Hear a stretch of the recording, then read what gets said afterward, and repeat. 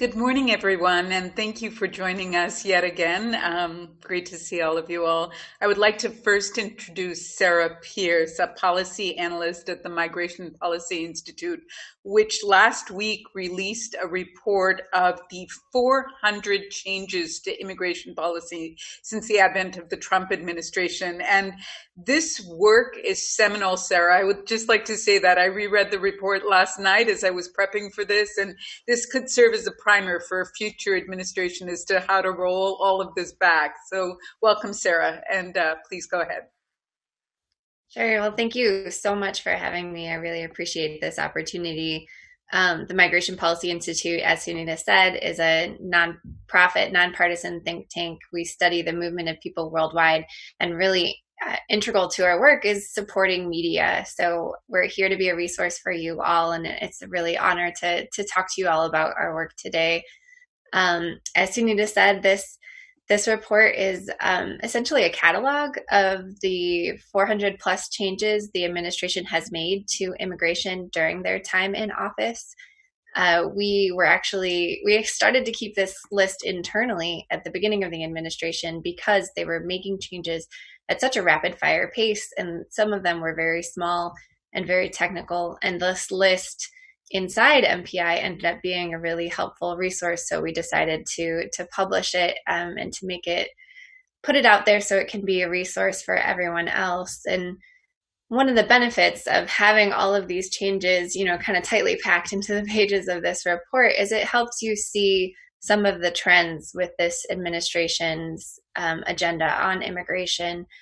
For example, many of the changes reflect the administration's really strong knowledge of immigration law and regulations and their willingness to enforce things that have been on the books for years but never been implemented. One example of this is they've put into force a 1996 law that has allowed ICE to begin levying fees of up to $799 per day for unauthorized immigrants who remain in the country in violation of a removal order. So it seems like a really small and technical changes, but when you take these all together, it has added up to a really monumental change and evolution of our immigration system. One example of a technical change they made that has actually has potential to be alone make very big changes to the system is public charge. This has gotten a lot of news, so you may have heard of it, but it's a restriction that's been on the books since the very beginnings of our immigration system, but really rarely implemented. In public charge restricts individuals from coming into the United States if the government determines that that individual is likely to be reliant on public benefits when they get to the country. And the Trump administration has really expanded the definition of who would fall under this restriction. Its implementation has been rocky due to legal setbacks, but once implemented and really enforced, it could significantly change the flows into the United States, disfavoring women, the elderly, and nationals in Central America and Mexico. So overall, looking at this report, the really broad changes that have been implemented by the administration would include closing off humanitarian benefits, sealing the southern border, making life in the interior really uncomfortable for immigrants, both legal and unauthorized immigrants inside the United States, and reducing legal immigration into the country. And the pandemic has only accelerated the changes that this administration has made. We don't know how widely that provision is being implemented. We don't know how many immigrants are receiving these exorbitant fines. And then with the second question on the southern border, so we don't have transparency from the administration on how exactly they're implementing the CDC's order at the southern border. We do have leaked instruction to CBP officers that show no consideration for people who are interested in applying for asylum. Instead, if migrants who are apprehended in between ports of entry or who approach ports of entry without authorization to enter the country, if they proactively say that they have a fear of torture in their home country, not a fear of persecution, just a fear of torture, then they they may have a chance of applying for humanitarian benefits in the United States. We know that there are a few people that are still being permitted to apply for asylum, but we don't know why. We don't know who these few people are, or race-based immigration attacks on Latin American, Asian, or other non-white asylum seekers or immigrants versus European or Anglo immigrants, like Russian immigrants, for example. Are there any biases based or accommodations being made based on to favor one racial group over another? Yeah, absolutely. I mean, the public charge regulation that I mentioned earlier is a really good example of that. My colleagues wrote a great piece that shows what groups would be favored over others, and certainly immigrants from Latin America, immigrants from Africa, and immigrants from Asia would not be favored under the public charge regulation. So that immediately is a great one to point to. I'd also look at MPI's website. We created a data tool back when Congress was considering legislation on DACA, and the administration asked Congress during these negotiations to restrict certain green card categories that coincidentally have now been restricted under the president's proclamation, and certain green card categories favor immigrants from certain areas of the country.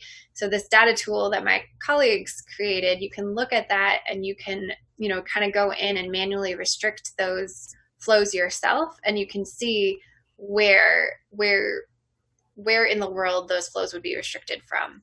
So just off the top of my head, those are two: public charge and then their interest in eliminating certain green card categories. But there's definitely more. Thank you so much, Sarah. Awesome presentation. We move on to Kalpana Peddibhotla, who is founder and partner of the Mathews Peddibhotla Law Group. She is the former co-chair of the South Asian Bar Association's immigration panel, and she's active with the American Immigration Lawyers Association.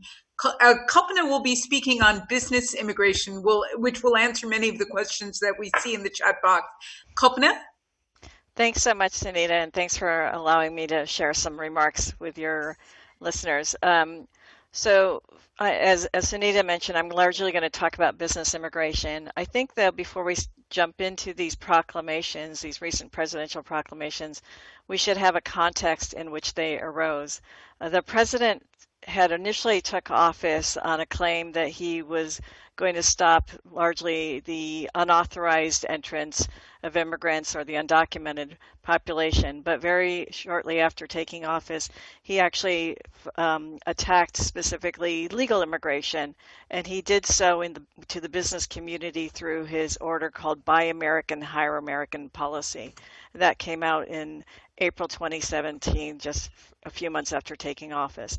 What that's resulted in my experience as a business immigration practitioner, is several changes. And as Sarah was describing, this is why it's so difficult to undo what the administration has done, because these changes have come out through various kinds of policy memorandum that you cannot just rewrite overnight.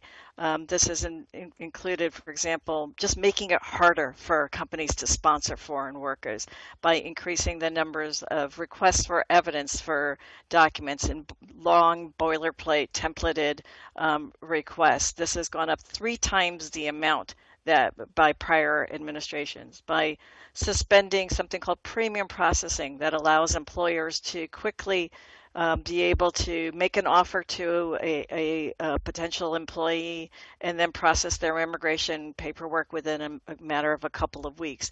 But with multiple suspensions of premium processing, those have taken months, and it's become difficult for the movement of labor, which is critical to the success of business and our economy.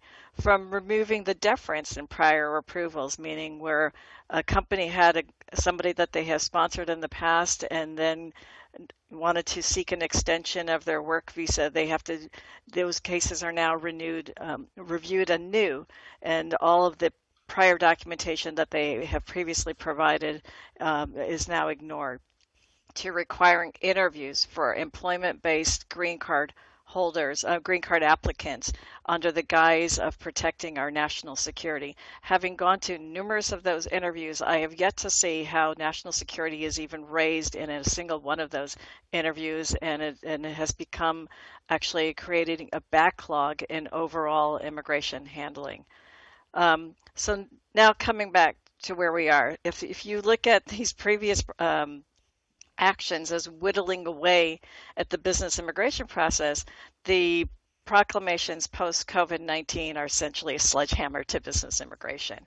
As Sarah's already outlined those two orders, the April 22nd and the 24th, I'll focus on the June 24th order rather, which implicated H-1B workers who are specialty occupation workers, seasonal workers under the H-2A program, J-1 exchange visitors, and the L-1 executives, managers, and specialized knowledge workers of multinational corporations. Okay, so how did the president do this? I think that's one question we've got to ask ourselves. How was the president able to do this? He did so under Section 212F of the Immigration and Nationality Act, which permits the president to bar immigrants. We have an excellent question from Luis Marron, who wants to ask about farm workers. And Luis, I apologize for botching your name. No worries. I had a question. So during the pandemic, I follow a lot of immigration, and especially me being a Mexican descendant. There was a kind of like a turning point by the media of how the farm workers, who are always kind of like looked down upon because they're stealing jobs and things like that, they became essential workers to keep the country running. Do you think like that would change the view of the president? Like, these workers are actually helping us; they're not stealing jobs. Because even now, the wine country is like suffering with like the loss of like they don't have enough workers to take to cultivate their fields and things like that. Do you see them being not as targeted anymore? You see them still being targeted, or because I mean they're like, you were talking about high skilled workers. They're kind of like on the other spectrum. They're low skilled. Everyone can do that job kind of thing, but people kind of oversee their value and the importance to the economy.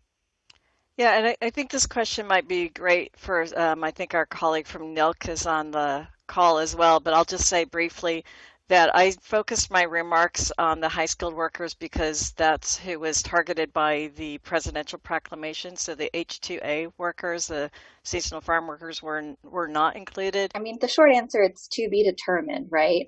So this COVID-19 pandemic has really highlighted for folks really the importance of all workers, particularly essential workers that still had to show up for work, including farm workers. Will their efforts and their bravery result in them having relief down the line? That's to be determined. There's nothing in the books right now.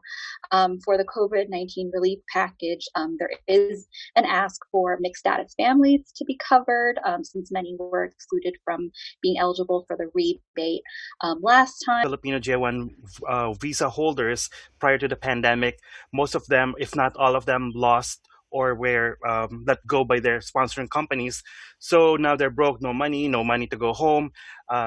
Some of them received $1,200 stimulus fund, but they are being asked to return it because they're not entitled to. So what kind of reliefs are there available for the J1 visa holders, and what kind of assistance can they get, or what happens to them?